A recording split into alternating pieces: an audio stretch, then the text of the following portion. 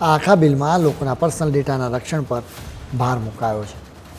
એટલે કે આ કંપનીઓની પાસે તમારા મોબાઈલ નંબર, ઈમેલ સહિતની વિગતો હોય તો તેઓ એનો ખોટો ઉપયોગ નહીં કરી શકે.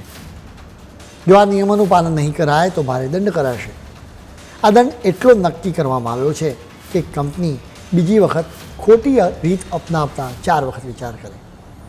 આ બિલમાં કંપનીની આખી દુનિયામાં રેવન્યુના 10% જેટલી રકમનો દંડ કરવાની પણ જોગવાઈ છે.